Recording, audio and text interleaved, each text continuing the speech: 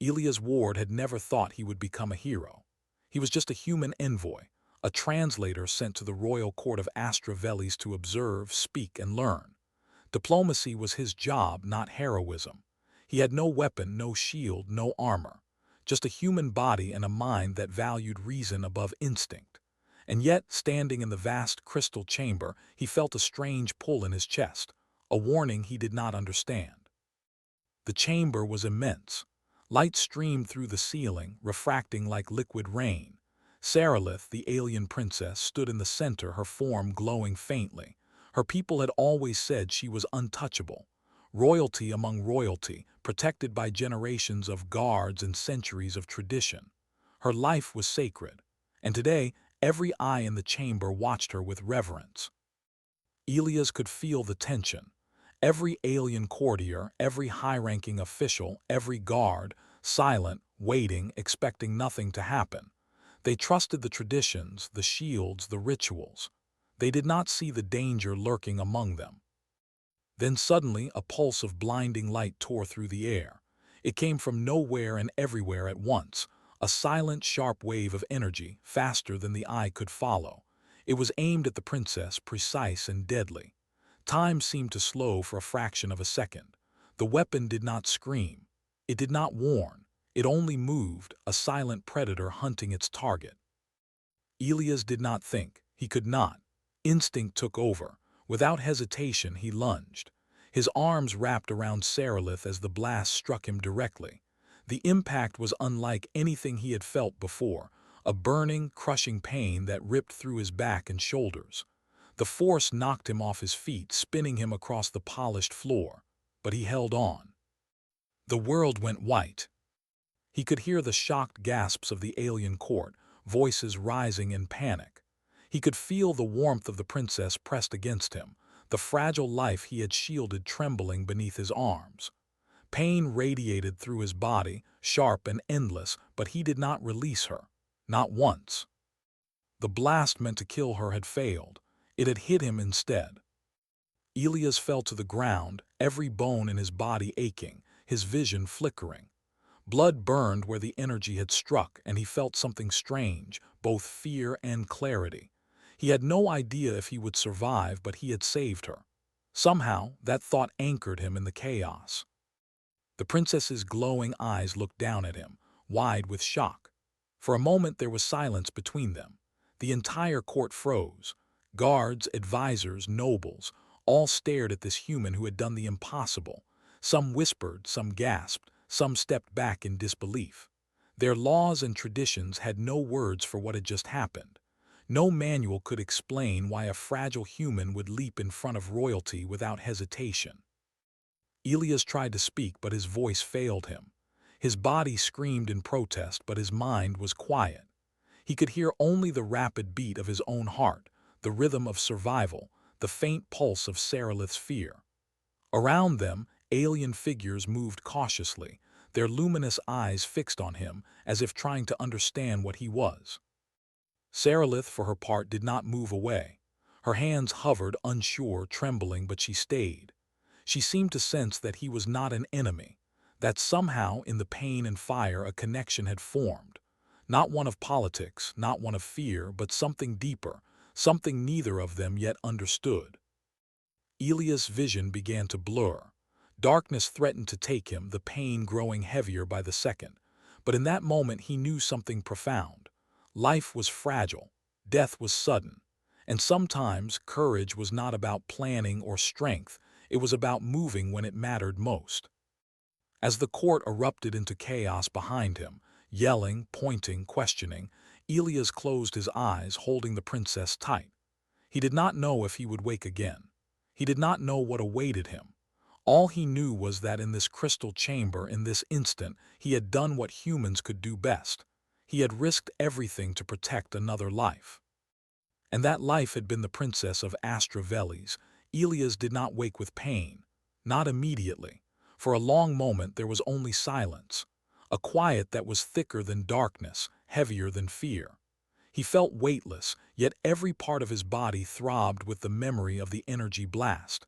It was strange, almost dreamlike, as if he were floating between worlds. When awareness returned, light touched his eyes first. Soft, golden, almost liquid.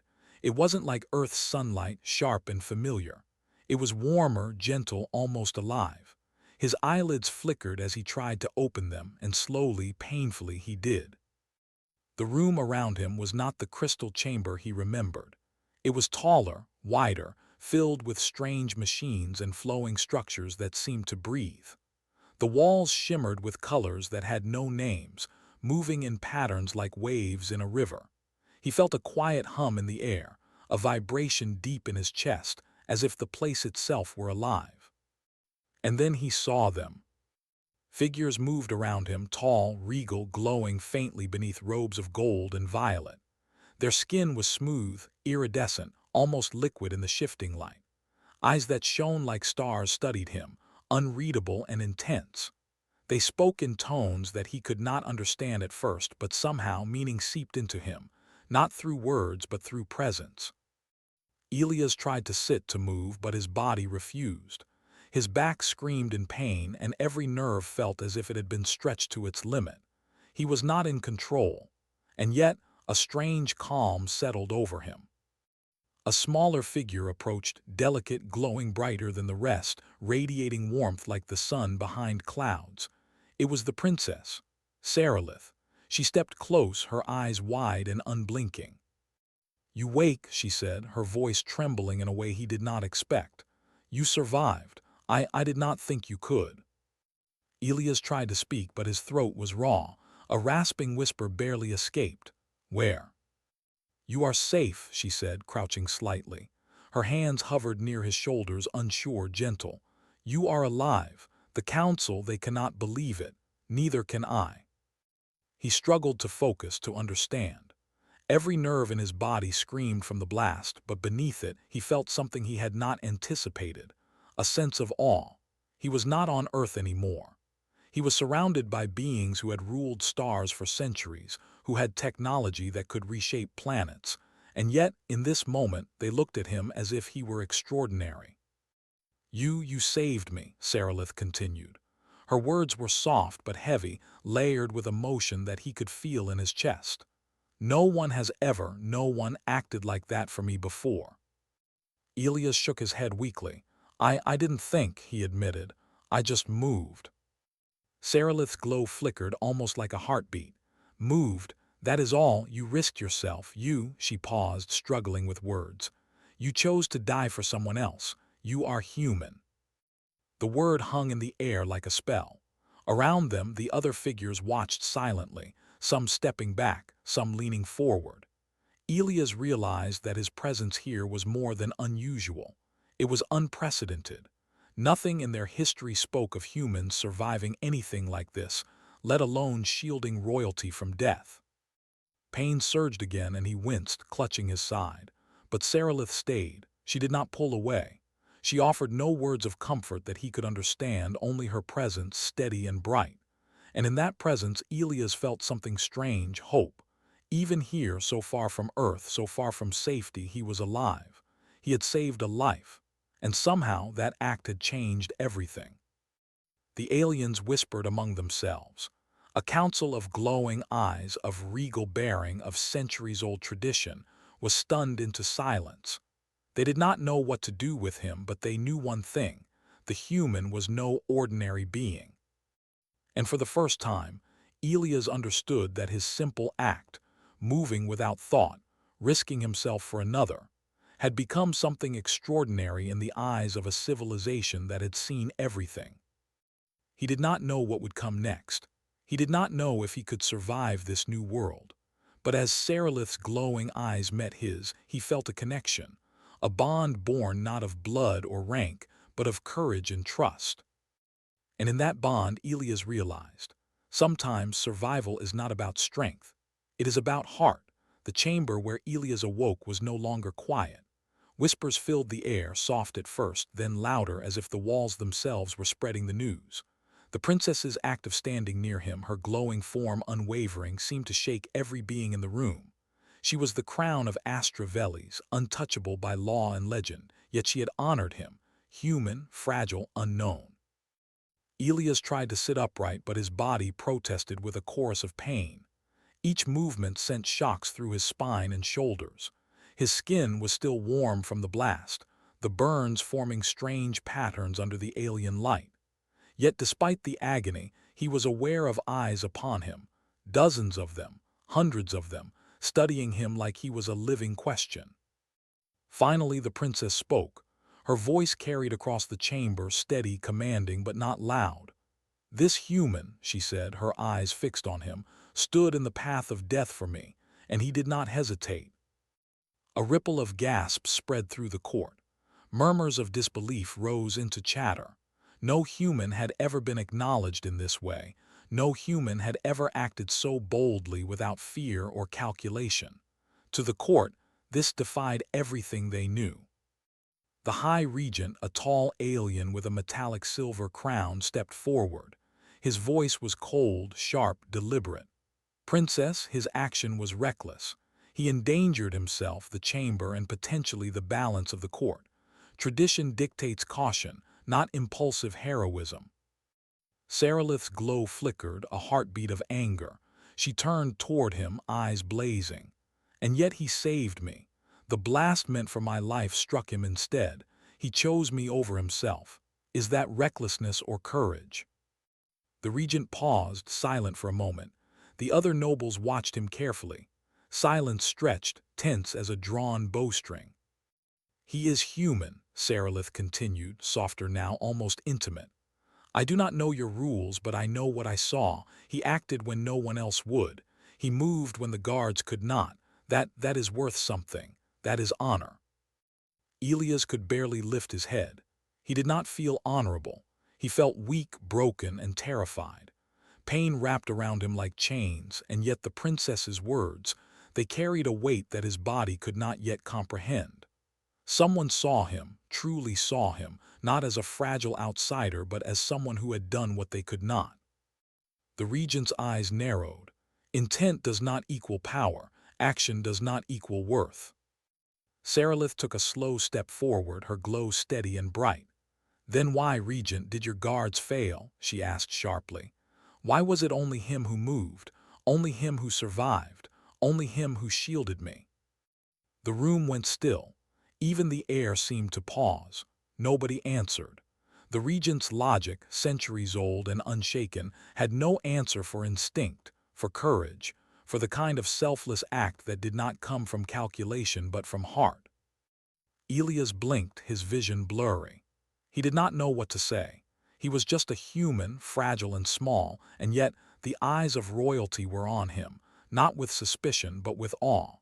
He could feel the weight of their gaze, their questions, their inability to understand what humans could do. Sarilith's hands trembled slightly as she looked at him. "He saved me," she said quietly, so only he could hear. "He risked everything. He is rare. Among all the stars, I have never seen such courage." For the first time, Elias felt something unfamiliar, recognition.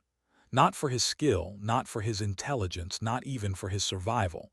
Recognition for simply being human, for moving when it mattered, for choosing life over fear, for protecting another soul without thought of reward. The court murmured again, but this time the tone had changed. Curiosity replaced doubt. Wonder replaced fear. The aliens around him, centuries-old rulers, were realizing something they had never considered. Courage could come in shapes and sizes they did not understand, and it had arrived in the form of a human. Elias closed his eyes for a moment, letting the pain wash over him, letting the realization sink in. The princess, the court, the entire world around him, none of it would ever look at humans the same way again. And perhaps, just perhaps, he had changed not only her life but the fate of a civilization. Elias woke to the soft hum of alien technology surrounding him. His body no longer throbbed with unbearable pain, though every movement reminded him of the blast. Strange filaments of glowing material had been woven into his skin, almost like stitches of light, repairing what was broken. He had never seen anything like it, yet it worked. Every crack in his spine, every burned nerve, felt stronger than before. The alien healers watched silently, astonished, noting how quickly his body adapted to their advanced methods. When the door slid open, Sarilith entered, glowing brighter than ever. She paused at the edge of the room, her gaze fixed on him. Unlike the court, she did not speak in commands. Her presence alone filled the room with warmth, and somehow that made Elias feel safe. "You are awake earlier than expected," she said, her voice carrying an unfamiliar softness. I guess," Elias whispered, voice rough but steady. He tried to sit upright and she moved closer, not to touch, only to guide him. Her eyes were steady, studying him with curiosity and something else he could not name. "Your people," she began slowly. "You risk yourselves for others without ceremony, without law. You move when it matters most." Elias shook his head slightly. "I didn't think, I just saw someone about to die, I moved." She blinked, her glow flickering like a heartbeat. "That is strange. To my people, life is measured, protected, calculated. Decisions are never made without thought, without plan. And yet you acted anyway, instinctively, blindly, beautifully." The words unsettled him, but in a good way. He had never been praised for simply acting. Usually, people judged results, strategy, success. But she spoke of the act itself, of the courage in the choice. Over the next days, Elias' recovery continued. Alien medicine strengthened his bones, rebuilt his muscles, and restored his nerves in ways that human science could not. He walked again, tentatively at first, feeling the hum of alien energy running through his veins. Every step reminded him of the moment he had shielded Sarilith, of the blast, of the fear he had felt, and the strange clarity that had followed. Sarilith visited often. She would ask about Earth, about the skis, the oceans, and even about storms. She listened with a focus that was almost reverent, as if absorbing every word into herself. Sometimes, she would smile faintly at descriptions of small human habits, laughter, or mistakes. Other times, she would grow serious, her glow dimming slightly as she asked why humans risked themselves for others. One afternoon, as Elias rested near a window that revealed the swirling clouds of an alien planet, Sarilith spoke again. "Why did you move?" Her question was simple, yet heavy with expectation. Elias took a slow breath, feeling the alien light trace patterns over the floor. "I didn't know what else to do," he said finally. "I didn't know if I would survive, I didn't know if anyone would notice. I just saw someone in danger and I moved. That's what humans do. Sometimes we don't think, we just act." Her eyes widened. "Act," she repeated. "Without prophecy, without calculation, without law guiding every step." "Yes," he said softly, "sometimes that's enough." The words hung in the chamber like a spell. Around them, the alien healers and observers, the silent attendants, even the distant voices of the council, seemed to absorb the idea, understanding something that no law, no calculation, no tradition could teach them. Humans acted from instinct, from heart, and often it changed outcomes in ways that logic could not predict. Sarilith looked at him in a way that made him feel small, yet important. "Then perhaps humans are different. Dangerous, yes, but in a way that inspires life rather than fear. Perhaps that is why you survived. Perhaps that is why you moved." Elias felt a quiet swell in his chest. He did not understand all the customs, all the rules of this alien world, but he knew one thing. Instinct, courage, and heart mattered more than power, history, or tradition. And for the first time, he realized the truth of what the princess saw in him. Humans were not fragile. Humans were unpredictable, resilient, and alive in ways that even the most advanced civilizations could not fully grasp. And maybe, he thought, that was enough to change everything. The court was not pleased. Whispers had grown into murmurs, murmurs into arguments, and arguments into demands. Some of the alien nobles could not accept what had happened. A human, fragile, foreign, unknown, had stepped into the path of death and survived. Worse, he had saved their princess. The audacity of it unsettled them, as though their centuries of rules, laws, and rituals had been defied by instinct alone. Elias stood in the grand arena, his body still healing but strengthened by alien medicine. He had not trained for combat. He had not studied strategy. He had survived by choice, by instinct. Yet now the court demanded proof that he was worthy. The nobles called it the trial of worth, a ceremonial test of courage, skill, and character. The arena was immense. Its walls glowed with shifting patterns of light, responding to the presence of those within. At the center stood the trial construct, a towering figure of metal and living energy. Its form shifted constantly, muscles of silver and gold moving as if alive. Its eyes glowed with a judgmental light, scanning, calculating, waiting. Sarilith hovered above, her glow steady. She had insisted Elias participate, though she knew it would be dangerous. Not because she doubted him, but because the court needed to witness the truth of his courage. "You do not need to attack it," she said softly, almost to herself. "Just show them who you are." Elias looked at the construct, then down at his own body. His wounds had healed, but he was not strong. His fingers ached from the energy blast. His legs trembled slightly as he took a step forward. Yet in that moment, he remembered the crystal chamber, the moment the weapon struck, the fear and clarity that had driven him to act. The construct moved first. Its arms extended, heavy metal fists aimed to crush, its glowing core pulsating with deadly energy. Elias did not flinch. He did not dodge. He remembered the human instinct that had saved Sarilith. Then the unexpected happened. A smaller figure, a guard trapped behind the construct during the test, was caught in its path. Without thinking, Elias lunged forward. His body took the full force of the blow as he pushed the guard out of the way. Pain ripped through him, but the construct's sensors paused. Its judgment algorithms froze. Around the arena, the court gasped. The trial was supposed to measure strength and aggression. Elias had shown neither. He had shown selflessness, courage, and instinct, qualities the construct and perhaps the court had never anticipated. The construct's core dimmed. Its movement slowed. The lights in the arena shifted from judgmental white to soft amber, as if acknowledging something beyond calculation. Silence filled the chamber. The nobles were speechless. Their centuries-old rules could not define what they had just witnessed. Sarilith descended, her eyes bright. "You see," she said to the court. "He acted without calculation. He protected life when it mattered. He did not seek glory. That is worth more than any weapon, any law, any strategy." Elias could barely breathe, yet a quiet satisfaction settled over him. He had not wanted power, recognition, or approval. All he had wanted was to protect someone in danger, and now the court had seen it. The High Regent approached, face grim but thoughtful. "It seems," he said slowly, "that our laws, our measures of worth cannot define him. He is exceptional." Elias did not respond. He did not need to. Around him the nobles whispered, some shaking their heads in disbelief, others nodding slowly. Something had changed.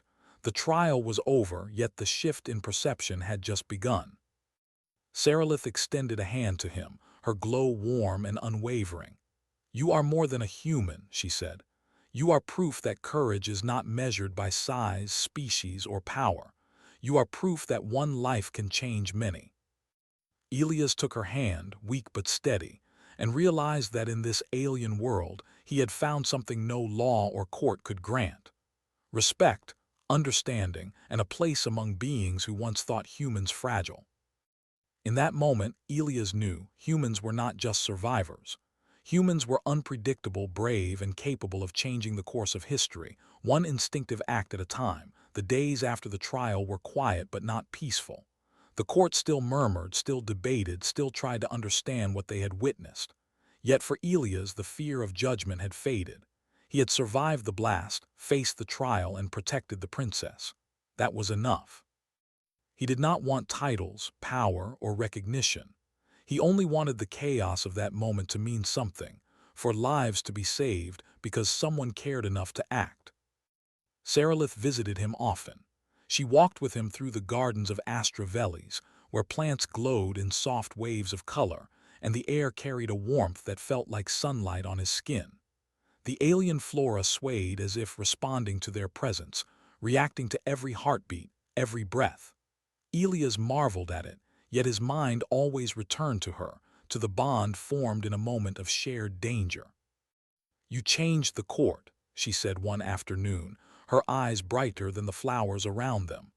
"They will not see humans the same way again." Elias shook his head, letting the alien breeze lift the edges of his hair.